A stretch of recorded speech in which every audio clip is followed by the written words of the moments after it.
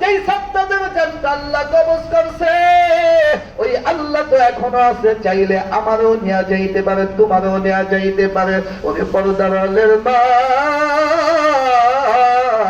কেন নামাজ পড়ো না, কেন আল্লাহকে ডাকো না?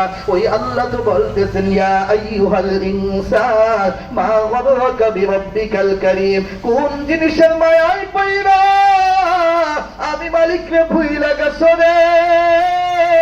এখনো সময় আছে, আমি মালিকরে ডাক।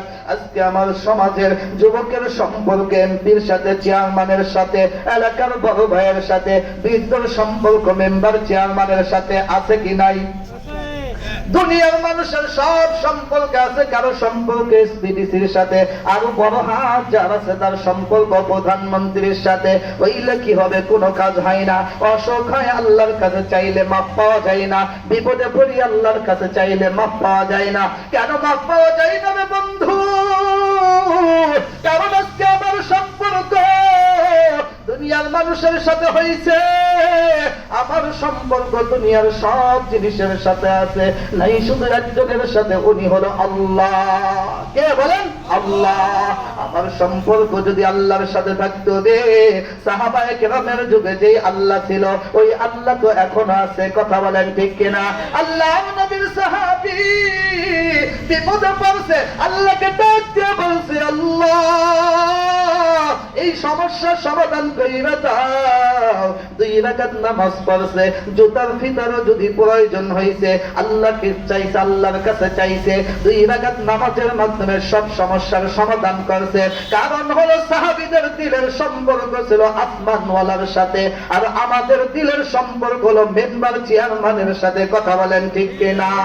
যার কারণে আমাদের সমস্যা সহজে সমাধান হয় না। এখনো তো আল্লাহ সেবে। কেমন সম্পর্ক? সাহাবীদের সম্পর্ক আল্লাহর সাথে ছিল। ওলামায়ে কেরাম এখানে আছেন, মিথ্যা বলার কোনো সুযোগ নাই, মিথ্যা বলবো না। আরে আল্লাহর গোলাম, আল্লাহর নবী একজন সাহাবী আফ্রিকা জয়ের জন্য চলে গেছে, আফ্রিকার জয়ের জন্য চলে গেছে। নবীর সাহাবীরা আফ্রিকার সাথে যুদ্ধ শুরু হয়ে গেছে।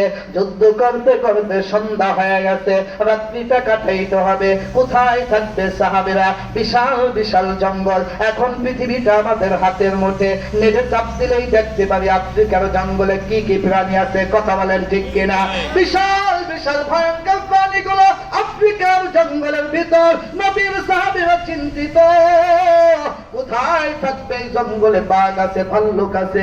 যেখানে বাঘ থাকে সেখানে মানুষ থাকতে পারে না, যেখানে হিংস্র প্রাণী থাকে সেখানে মানুষ বসবাস করতে পারে না। তাহলে কোথায় থাকবো রাত্রিটা?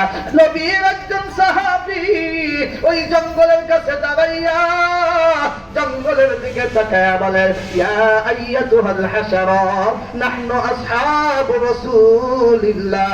আল্লাহু আকবার বলেন। নবীর সাহাবী ডাক দিয়ে বললেন ইয়া আইয়াতুহাল হাশারাত নাহনু আসহাবু রাসূলিল্লাহ। ও জঙ্গলের প্রাণীরা রে, তোরা তো আল্লাহর গোলাম, আমরাও তো আল্লাহর গোলাম রে। আমরা নবীর সাহাবী, নাহনু আসহাবু রাসূলিল্লাহ, আমরা মদিনাওয়ালার সাহাবী। যুদ্ধ করতে করতে সন্ধ্যা হয়ে গেছে, তোমরা জঙ্গলে আছো, আমরা থাকা সম্ভব নয়। আমরা থাকলে তোমরা থাকা সম্ভব নয়। আমাদের জন্য জঙ্গলটাকে খালি করিয়া দাও।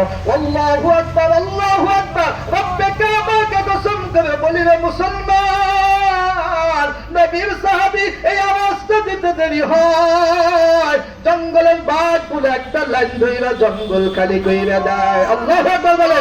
ভাল্লুকগুলো লাইন ধরছে, একটার পিছনে একটা। বিষাক্ত সাপগুলো লাইন ধরে ধরে বের হয়ে যায়, বিষাক্ত হিংস্র প্রাণীগুলো লাইন ধরে বের হয়ে যায়। পিছনের বাঘটা সামনেরটার জিজ্ঞাসা করে কি রে ভাই, জঙ্গল তো আমাদের কেন সাইরা যাইতেছে? বাঘটা ডাক দিয়ে বলে ভাই তুমি কি শোনো নাই, ওই যে নবীর সাহাবীরা আওয়াজ দিছে নাহনু আসহাবু রাসূলিল্লাহ, নবীর সাহাবীরা আজকে এই জঙ্গলে থাকবে রে।